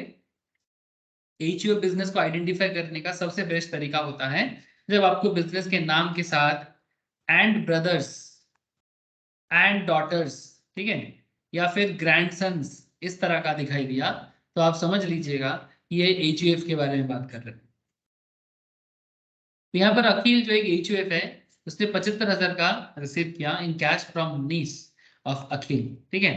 अखिल अपने नीस से, ठीक है, in cash from niece of Akhil, ठीक है, that is daughter of Akhil sister, ठीक है। नीस मतलब यहाँ पर कौन है? अखिल का जो बहन है उनके बेटी से, ठीक है, उसी को तो नीस कहेंगे ना, ये नेफ्यू नीस, समझते कि नहीं समझते? तो मतलब हम लोग इसको बोलते हैं, तब ये कौन हो गया? बंगाली में बोलेंगे तो क्या हो जाएगा? Daughter of Akhil sister. मतलब इनके बीच में क्या रिलेशनशिप है? मतलब बंगाली में बोले तो भागनी, हाँ सर, मामा भागनी हो गया ना, हमें राइट? रिलेशनशिप का नॉलेज आप लोगों को है? मुझे तो वही लग रहा है, भागनी इन द सेंस भांजी भी बोलते हैं इसको, है ना सर? जैसे वो हिंदी में बोलते हैं भांजा भांजी बोलते हैं ना, देखो वही ये भांजी हो गया। तो basically Akhil HUF received 75,000 in cash from niece of Akhil, that is daughter of Akhil's sister. Akhil is the कर्ता ऑफ द एचयूएफ। ध्यान से सुनना बात को। Nitisha a member of her father's HUF, Nitisha a member of her father's HUF। अच्छा, नितिशा जिस family का member है उस फैमिली में उसका पापा करता है, ठीक है, इसीलिए बोला फादर्स HUF। जॉइंट फैमिली का जो हेड है वो उनका पापा है और वो उस फैमिली का मेंबर है। Transferred a house property to the HUF without consideration. एक हाउस प्रॉपर्टी ट्रांसफर किया नितिशा अपने से फैमिली को, HUF को ही ट्रांसफर किया, लेकिन बदले में कोई कंसिडरेशन नहीं लिया, मतलब बदले में कुछ नहीं लिया। The stamp duty value of the house property is 9 lakh. चलो ठीक है। Mister Akshat received 100 shares of A Limited from his friend as a gift on occasion of his 25th marriage anniversary। मिस्टर अक्षत ने क्या रिसीव किया? 100 शेयर्स ए limited का। कहां से लिया? दोस्त से। ये अच्छा गिफ्ट है, ये सब फालतू का गिफ्ट देने से अच्छा है कंपनी का शेयर गिफ्ट कर दो, लॉस में भी चले तो भी अच्छा है। सर क्या बात कर रहे हैं? मेरे हिसाब से तो ये अच्छा चीज है। अगर किसी को गिफ्ट देना है ना तो शेयर खरीद के दे दो, जो भी आपका बजट है, ठीक है, उसके हिसाब से। हाँ, अगर उससे पहले थोड़ा एनालिसिस करके दोगे तो अच्छा और रहेगा, क्योंकि शेयर गिफ्ट करने से अगर आपका एनालिटिकल एबिलिटी अच्छा हो ना सर, ऐसे आप लोग सब चार्टर्ड अकाउंटेंट हो, कॉस्ट अकाउंटेंट हो या कंपनी सेक्रेटरी, आप लोग तो एक एनालिटिकल एबिलिटी यूज करके किसी को गिफ्ट कर ही सकते हो कि चल भाई आज कंपनी का शेयर 100 टका करके चल रहा है, कल इसका वैल्यू 200-300 हो जाएगा, तो वो तुम्हें जिंदगी भर याद रखेगा, ठीक है। तो ये एक अच्छा आइडिया है, कभी हो सके तो किसी को शेयर वगैरह गिफ्ट किया कर। Mr. Akshat received 100 shares of Limited from his friend as a gift on occasion of 25th marriage anniversary. The fair market value on the date was 100 per share. He also received jewelry worth rupees 45,000 from his nephew on the same day. ठीक है, तो ये सब information तो आपको देके रखा है। और फिर और कुछ बोला? अच्छा, किशन किशन एक HUF, Kishan HUF gifted a car to son of karta for achieving good marks. Kishan HUF, Kishan कौन है? एक हिंदू अनरिलेटेड फैमिली का मेंबर है। Gifted a car to son of karta, मतलब जो मतलब HUF का हेड है उसे कर्ता कहता है। जो हेड है HUF का, उनका जो सन है उसे कार गिफ्ट करता है, ठीक है। Kisan HUF gifted a car to son of karta for achieving good marks in class 12 board examination. जिस कार का फेयर मार्केट वैल्यू है 5,25,000। नाउ दे आस्क यू, ठीक है, कि आप कैलकुलेट करके बताओ कि इनकम फ्रॉम अदर सोर्स में कितना वैल्यूएशन जाएगा। क्वेश्चन समझ में आ गया सर? हेलो, क्वेश्चन समझ में आ गया होगा, ठीक है। अब चलो इस क्वेश्चन का जवाब देते हैं और उसके साथ साथ इसका रीजन भी, मतलब सिर्फ जवाब देने से नहीं होगा, विद रीजन जवाब देना पड़ता है। देखो सर, ये कोई कॉलेज वाला एग्जाम है नहीं, ठीक है। कॉलेज एग्जाम में आप सिर्फ रीजन, बिना रीजन का भी देके आओगे ना, तो फिर भी आप थोड़ा सा मतलब मार्क्स का उम्मीद रख सकते हो। लेकिन अगर CSEMA लेवल में, CS लेवल में अगर आप बिना रीजन का जवाब दोगे तो फिर मुश्किल है। तो रीजन के साथ आपको समझना पड़ेगा, नहीं तो आप क्वेश्चन टच भी नहीं कर पाओगे और कुछ मार्क्स भी नहीं मिलेगा। अब देखो सर, इसका रीजन के साथ क्या जवाब होना चाहिए। अच्छा, पहला क्वेश्चन जो था, आपको कितना मिला था गिफ्ट के तौर पे?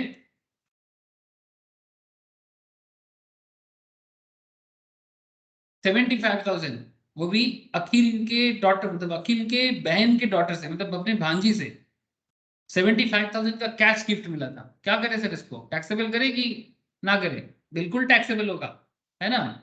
पहला बात तो 50,000 से ज्यादा है ना, तो 50,000 से ज्यादा, sum of money exceeding ₹50,000 received without consideration from a non relative. अच्छा एक बात है सर, अगर ये गिफ्ट रिलेटिव से मिलता तो टैक्सेबल ना होता।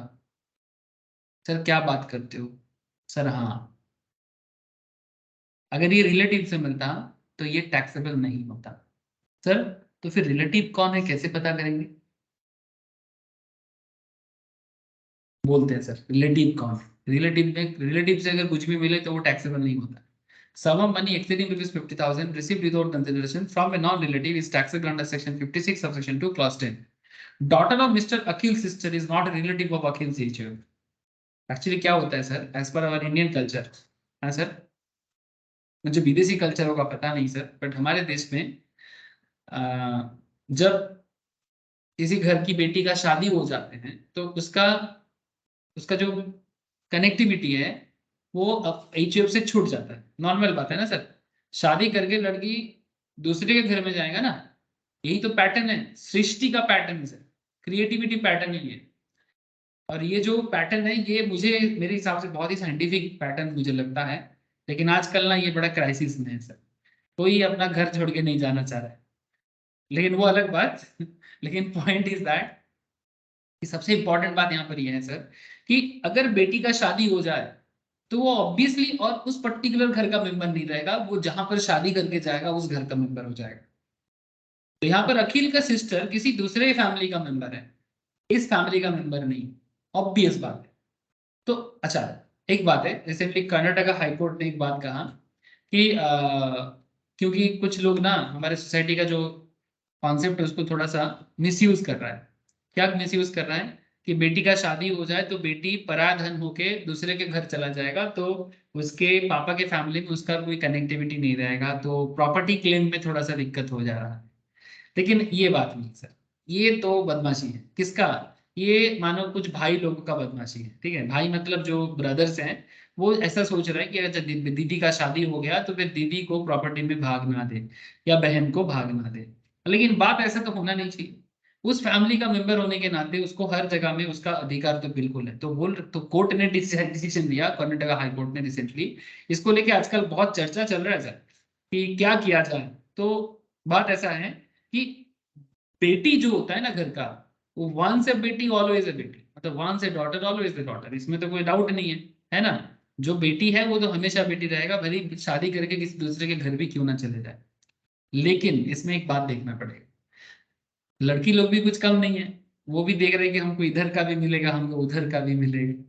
तो इसमें ये चीज देखना पड़ रहा है कि जो शादी करके जा रहा है, ठीक है, शादी के टाइम पे वो कितना प्रॉपर्टी लेके जा रहा है। अगर प्रॉपर्टी का वैल्यू कम है तो आप बाद में क्लेम कर सकते हो, लेकिन अगर प्रॉपर्टी वैल्यू ज्यादा है तो आपका क्लेम बेकार हो जाएगा।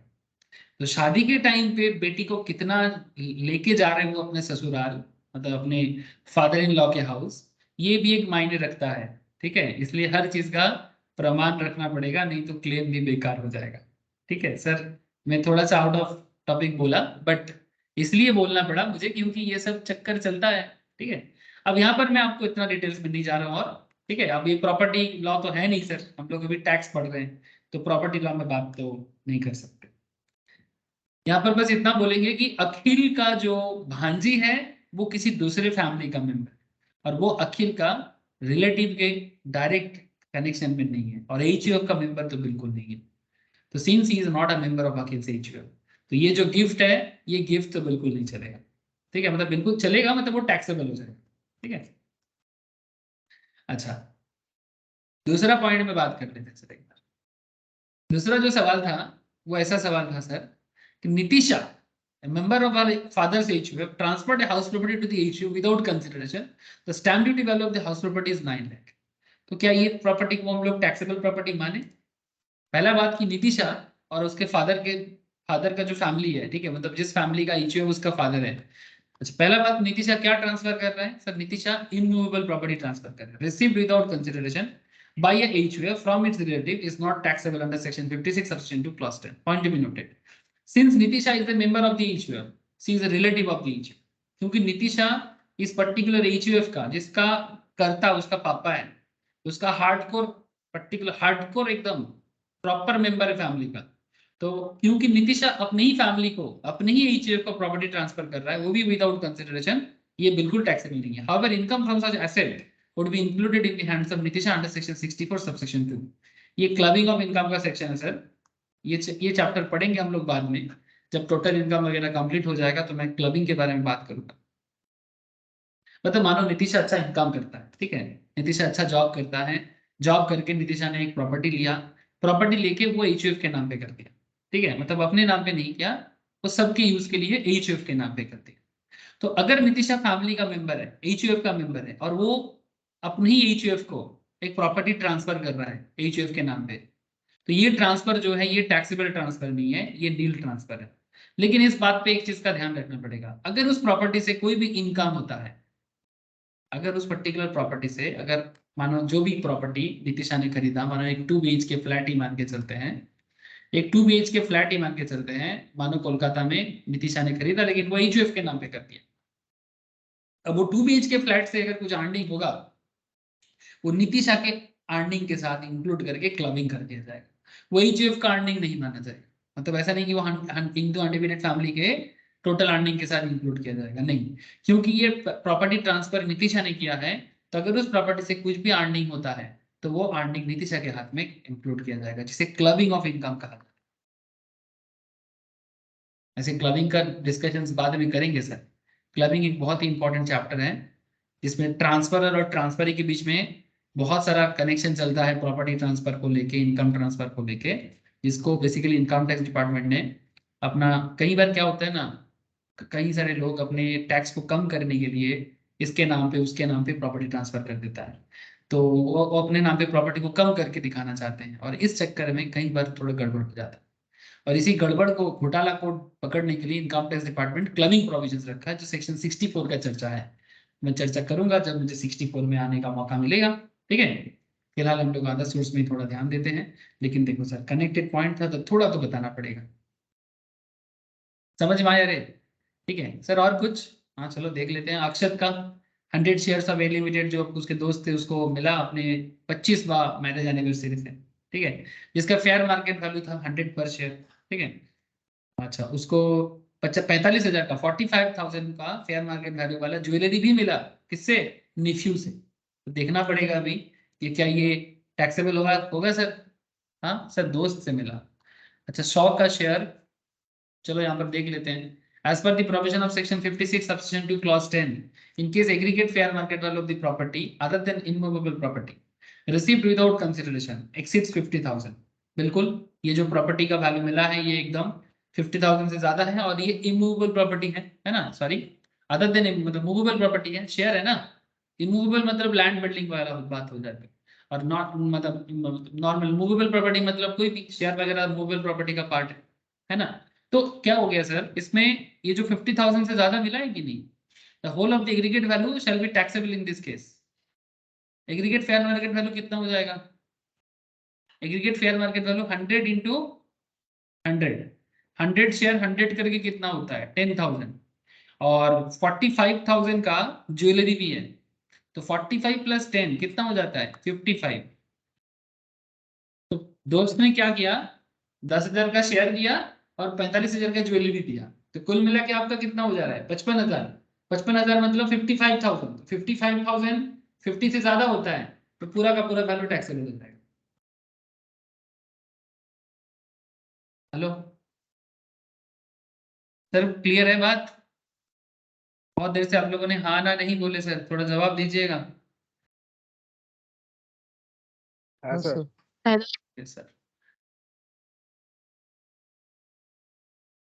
तो ये आपका एक अनदर आंसर हो गया। मतलब देखो 56 सब्स्टिट्यूशन टू क्लॉज 10। अब ये देखो, इतना तो मैं आपको बोलूंगा कि ये वाला टॉपिक बहुत ही वाइटल है, आपको हर जगह में देखने को मिलेगा ये 56 सब्स्टिट्यूशन टू क्लॉज 10।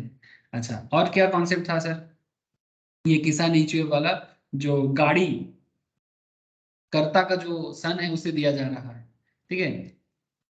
पहला बात sir, car is not included in the definition of property, ठीक है। प्रॉपर्टी के डेफिनेशंस में कार को नहीं रखा गया है, इस बात का ध्यान रखिए। तो for the purpose of section 56 subsection 2 clause 10 therefore the same shall not be taxable. क्योंकि प्रॉपर्टी के कॉन्सेप्ट में ना कार को रखा नहीं जाता, ठीक है। तो इसीलिए ये नील वैल्यू काउंट होगा, तो नॉन टैक्सेबल कैटेगरी में आ जाएगा। अब दे दो, कोई दिक्कत नहीं है। और कार खरीदने के टाइम पे जो टीडीएस वगैरह काट के देना है वो आप दे देते, ठीक है। तो ये हो गया आपका कॉन्सेप्ट। तो ये आपका पूरा कॉन्सेप्ट है जिसमें आपको सेक्शन 56 सबसेक्शन 2 क्लॉज 10 रिगार्डिंग अलग अलग एरिया में आपको सवाल किया गया कि भाई टैक्सेबल होगा कि नहीं होगा। इसका मैंने आपको लास्ट 2 क्वेश्चंस में थोड़ा डिटेल्स में बताया, ठीक है। आया ना समझ में सर? ठीक है। अब आपको ना इसी तरह से बाकी और भी कुछ प्रोविजंस है जिसको रीड करना चाहिए। और ये भी एक अच्छा क्वेश्चन है जिसमें स्टैम्प ड्यूटी वैल्यू को लेके थोड़ा बातचीत किया गया है। ये क्या कॉन्सेप्ट है? ये बहुत ही वाइटल कॉन्सेप्ट है सर। इसमें ना आपको पीजीपीपी का भी एक एरिया देखने को मिलेगा, ठीक है, मतलब profits and gains in business and professions का। और साथ में आपको ना अदर सोर्स का भी एरिया मिलेगा, क्योंकि यहाँ पर ना 2 तरह का टैक्स इम्प्लीकेशन है। एक जो प्रॉपर्टी डीलर होगा, एक जो प्रॉपर्टी सेलर होगा, एक जो बायर होगा, ठीक है। तो इसका एक एरिया है जो मुझे आपको डिस्कस करना चाहिए, ठीक है। ये मिस्टर हरी का जो एग्जाम्पल है ना, ये बहुत वाइटल एग्जाम्पल, इसके बारे में मुझे आपके साथ डिस्कस करना पड़ेगा, ठीक है। अच्छा, इसमें ये टैक्स इम्प्लीकेशंस का जो एरिया है ये तो मैं चर्चा कर ही लूंगा आप लोगों से। तो मेनली आप लोगों को क्या क्या थोड़ा देखना पड़ेगा, देख लो सर। Main main section. अच्छा, रिलेटिव का एक बार बता दूं क्या? हाँ सर, रिलेटिव कौन होता है? चलो, क्योंकि रिलेटिव के बारे में थोड़ा बात हो रहा था, तो एक बार ना रिलेटिव कौन है उसका एक बार चर्चा मैं आप लोगों से 2 मिनट कर लेता हूँ।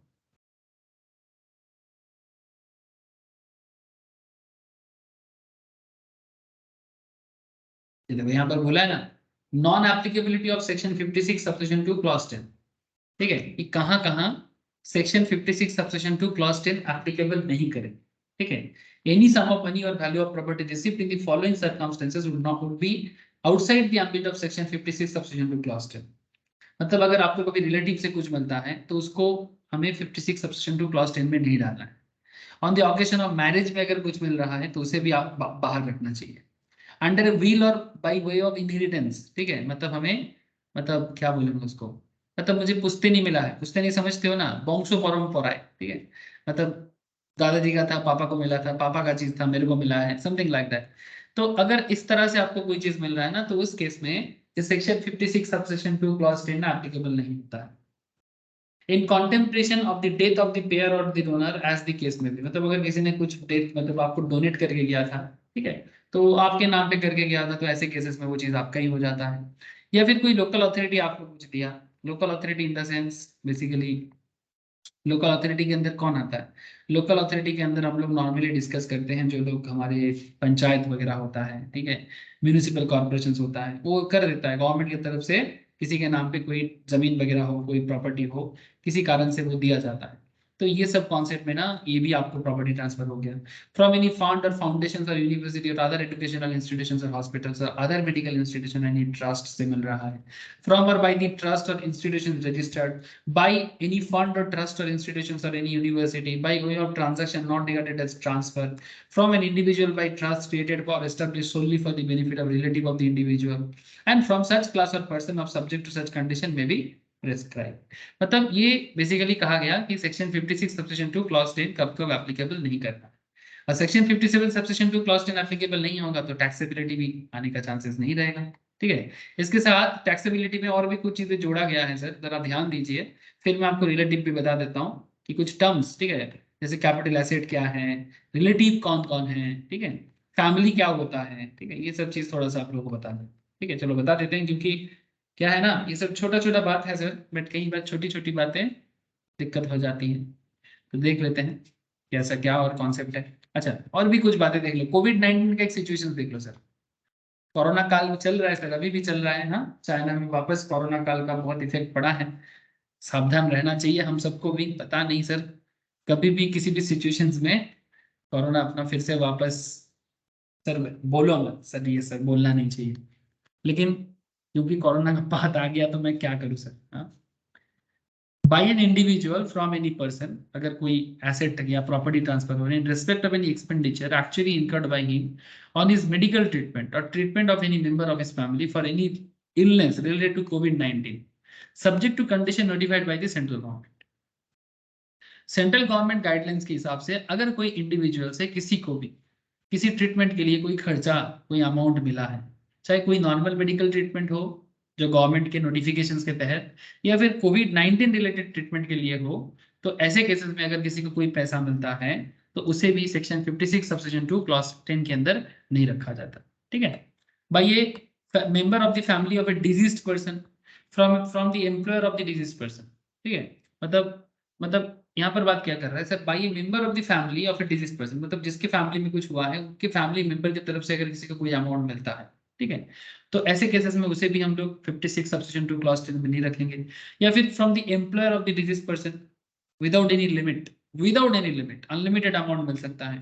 From any other person or persons to the extent that such sum or aggregate of such sums less than amount to 10 lakh. मतलब जो भी अमाउंट यहाँ पर बोल रहे हैं कि फॉर एनी अदर पर्सन, अगर कोई मतलब अगर एम्प्लॉयर छोड़ के किसी और से अगर डिजीज को कुछ मिल रहा है, उसमें लिमिट बांध दिया गया 10 लाख के कम होना चाहिए, मतलब इक्वल, मतलब less than equals to 10 lakh. और where the cause of death of such person is illness related to कोविड-19। ठीक है, अगर किसी का कोविड-19 में डेथ हो जाता है, where the cause of death of such person is illness related to कोविड-19। ठीक है, कोविड-19 बहुतों का जान लिया है सर, बहुत ही चिंताजनक एक प्रॉब्लम है हमारे समाज में। मतलब ये सिर्फ भारत का प्रॉब्लम नहीं है, पूरा दुनिया का प्रॉब्लम है sir.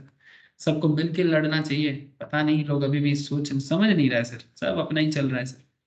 Where the cause of death of such person is illness related to COVID-19 and the payment is received within the 12 months from the death of such person। ठीक है, कोविड-19 में डेथ हुआ है और डेथ होने के बाद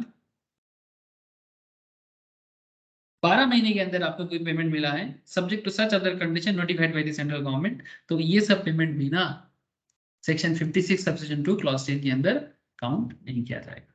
ठीक है, ये मैंने आपको पॉइंट पर non applicability of section 56 subsection 2 clause 10 याद रखिएगा सर। ठीक है, कि कब कब पैसा कहाँ से मिलने से आपको बेसिकली वो सेक्शन 56 के अंदर नहीं आएगा, सेक्शन 56 सबसेक्शन 2 क्लॉज 10। और अगर नहीं आएगा तो फिर टैक्सेबिलिटी को लेकर भी सवाल नहीं होगा। ठीक है, और जब जब हम लोग इस पर्टिकुलर पॉइंट को देखेंगे सेक्शन 56 सबसेक्शन 2 क्लॉज 10, इसमें कुछ टर्म्स भी हमें याद रखना पड़ेगा। इसमें प्रॉपर्टी का मतलब, जैसे प्रॉपर्टी में कैपिटल एसेट है ना, capital asset of the assessee का मतलब क्या है, इमूवेबल प्रॉपर्टी, जिसमें लैंड बिल्डिंग या दोनों एक साथ, shares and securities, jewellery, archaeological collections, drawings, paintings. Drawing painting मतलब क्या, अरे बाबा क्वालिटी पेंटिंग्स। हाँ sir, quality paintings, quality drawings, मतलब अगर मैं ड्रॉ कर दूं चलेगा क्या, अरे नहीं सर। कुछ ऐसा बंदा जो ड्राइंग या पेंटिंग के लिए जिसका बहुत वैल्यूएशन है, लाखों करोड़ों में बिकता है, ठीक है, ऐसा ड्राइंग पेंटिंग एक दूसरे को गिफ्ट करते हैं, जिसका आर्ट गैलरी में देखना कभी, हमारे यहाँ पर कोलकाता में आर्ट गैलरी है ना सर, वहां पर देखना कभी जाके, ड्राइंग पेंटिंग आर्ट गैलरी में लगा रहता है। तो जो शौकीन होते हैं ना, जो ये सब कलेक्शंस करने का शौक रखते हैं कि भाई ये पेंटिंग मुझे पसंद है, मैं उसको खरीदूंगा, किसी को गिफ्ट करूंगा, तो उनके लिए मिली। तो ड्राइंग पेंटिंग ये सब कैपिटल एसेट में आता है सर, ये सभी चीजें कैपिटल एसेट में काउंट होता है। और अगर वो कैपिटल एसेट में काउंट होता है तो आप समझ लो कि कैपिटल एसेट, ऐसे तो कैपिटल एसेट क्या है ये चर्चा मैं कहाँ करके रखता हूँ सर, कैपिटल गेन चैप्टर के अंदर, जो मैंने एक बार हाल फिलहाल में कंप्लीट कराया। लेकिन जिन लोगों का अभी कैपिटल गेन का लाइव क्लास नहीं हुआ वो बाद में कर लीजिएगा, नहीं तो बैकअप लिंक में देखिएगा, आपको कैपिटल गेन का सारा क्लास मिल जाएगा। अब वहां से भी बैकअप लेके रिविजन मतलब ऑलरेडी स्टार्ट कर सकते हो। ठीक है, अच्छा, तो ये सब चीजें भी कैपिटल एसेट के अंदर आता है, sculptures, any work of art और बुलियन, ये सब चीजें। अच्छा, रिलेटिव के बारे में क्या कहता है, ऐसे मैं रिलेटिव के बारे में अभी एक क्वेश्चन सॉल्व कर रखा है आपको। रिलेटिव के बारे में लॉ क्या कहता है, इन case of an individual, in case of an individual, अगर मानो कि मैं एक इंडिविजुअल, ठीक है, अगर मैं एक इंडिविजुअल हूं तो मेरा रिलेटिव कौन है? मेरा रिलेटिव मेरा मिसेस है, मतलब मैम, ठीक है, मतलब स्पाउस ऑफ द इंडिविजुअल, समझ रहे सर? इंडिविजुअल का स्पाउस मतलब मेरे लिए मैम, मैम के लिए मैं, इस तरह, ठीक है, मतलब हस्बैंड के लिए वाइफ, वाइफ के लिए हस्बैंड, है ना? तो ऐसा होता है स्पाउस ऑफ द इंडिविजुअल। अच्छा, brother and sister of the individual, yes, brother and sister of the individual, मतलब मेरा भाई बहन जो भी रहेगा और मैम का भाई बहन जो रहेगा, है ना? हम लोग सभी कोई मैम के पास क्लास करते हैं, इसलिए आपको पता होगा। तो मेरा भाई बहन या मैम का भाई बहन, ठीक है, आप में से कुछ लोग ऐसे होंगे जो भाई बहन को भी जानते हो। तो ब्रदर और सिस्टर ऑफ द इंडिविजुअल, वो भी रिलेटिव है। अच्छा, ब्रदर और sister of the spouse of the individual, मतलब हम, मेरा भाई बहन और मेरे स्पाउस का भाई बहन, मतलब स्पाउस क्या होता है? मेरे लिए मैम स्पाउस है, मैम के लिए मैं उनका स्पाउस हूँ। तो यहाँ पर बोलना चाहता है लॉ कि ब्रदर और sister of the spouse of the individual, ठीक है, तो ये क्या हो गया? रिलेटिव्स, ठीक है। ब्रदर और sister of either of the parents of the individual, ठीक है, मतलब दोनों का जो पेरेंट्स है, ब्रदर और sister of either of the parents of the individual, any lineal ascendant और डिसेंडेंट ऑफ द इंडिविजुअल, मतलब उनके साथ जुड़ा हुआ, असेंडेंट मतलब उनका माता पिता, माता पिता का माता पिता, ठीक है, इस तरह से असेंडेंट एंड डिसेंडेंट जो भी उनके हैं इंडिविजुअल्स का, वो रिलेटिव है। Any linear ascendant descendant of the spouse of the individual, ठीक है, मतलब इंडिविजुअल का माता पिता, उनका माता पिता, मतलब दादा दादी, नाना नानी, ठीक है, दोनों साइड का, दोनों साइड का, ठीक है, मतलब हस्बैंड के फैमिली का भी, वाइफ के फैमिली का भी, सब रिलेटिव है, बिल्कुल रिलेटिव है sir. Spouse of any of the person refer to in one से फोर, जो भी है इन सभी के अंदर जो कुछ भी है। और in case of an Hindu undivided family, मतलब जॉइंट फैमिली के केस में, जो रिश्ता का मैटर है ना सर, जॉइंट फैमिली के केस में रिलेशनशिप का मतलब होता है, जो Indian culture wise joint family मतलब हर कोई, मतलब आप, आपका स्पाउस का फैमिली, आपकी फैमिली में जो कोई भी है, ठीक है, मतलब जॉइंट फैमिली में क्या होता है ना, चार चाचा ताऊ सब मिलके फैमिली होते हैं, मतलब मेरा पापा, मेरा ताऊ जी मतलब जेठ, ठीक है, चाचा मतलब काका, ठीक है, जो कोई भी है, काका जेठा मिलके जो भी एक बड़ा फैमिली होते हैं, उनके भाई बहन सब कुछ मिला जुला के ईचुएफ होता है, एनी मेंबर देयर, ठीक है। लेकिन हाँ, जिनका शादी हो जाएगा, अगर जैसे आपको मैं क्वेश्चन कराया, जिनका शादी हो जाएगा उनका मेंबरशिप अलग हो जाता है, ठीक है। अब इसको समझने में और क्या बताऊं सर, बड़ा सिंपल सा बात था। तो ये है रिलेटिव का definition as per the law, ठीक है, इनकम टैक्स लॉ के हिसाब से मैंने आपको रिलेटिव का डिटेल्स भी बता दिया। अच्छा, फैमिली क्या होता है? For the purpose of concept tail and name above, family relation to individual means spouse and children of the individual, parents, brothers, sisters of the individual, or any of them wholly or mainly dependent on the individual। जो कोई भी individual पे dependent करेगा, ठीक है, उसे हम लोग फैमिली में अंदर रखेंगे। Spouse and children of the individual मतलब मेरे लिए मेरे वाइफ, मेरे बच्चे लोग, ठीक है, और साथ में the parents, brothers and sister of the individual, ठीक है, मेरे माता पिता, भाई बहन, एंड मेरे स्पाउस की माता पिता, स्पाउस के भाई बहन, होली और mainly dependent on the individual, जो इंडिविजुअल पे डिपेंड हो पूरा का पूरा या पार्टली, वो सभी कोई फैमिली के अंदर काउंट किया जाता है, ठीक है। समझ में आया सर? ये है लंबा चौड़ा फैमिली का कॉन्सेप्ट। अब देखो, मैंने अभी अभी आपको जो क्वेश्चंस कराया, उसमें आप लोगों ने क्या देखा? उसमें हम लोगों ने ये देखा कि फैमिली का रिश्ता क्या होता है, क्योंकि फैमिली से अगर प्रॉपर्टी ना मिले तो वो टैक्सेबल हो गया, लेकिन जब फैमिली से मिले तो वो नॉन टैक्सेबल हो गया। तो फैमिली समझना कितना जरूरी है, अगर आप फैमिली नहीं समझ पाओगे या रिलेटिव नहीं समझ पाओगे तो टैक्सेबिलिटी भी समझ नहीं पाओगे सर, ठीक है।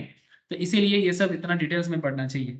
अच्छा, अब आ जाता है सर टीडीएस इम्प्लीकेशंस के ऊपर बातें हैं।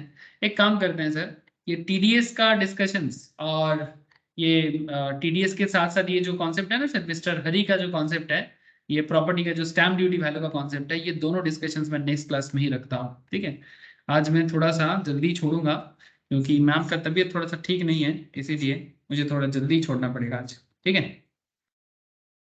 बाकी डिस्कशंस जो है नेक्स्ट वीक एक ही क्लास में कंप्लीट हो जाएगा। आधा सोर्स का मैं सोचा था आज ही कंप्लीट कर दूंगा, अगर थोड़ा और जल्दी स्टार्ट करते तो हो ही जाता। कोई बात नहीं सर, नेक्स्ट क्लास में बाकी जो बचा कुचा है आराम से आप लोगों को कंप्लीट कराते हैं, ठीक है। उसके बाद आधा सोर्स के ऊपर टेस्ट के लिए भी रेडी हो जाइएगा,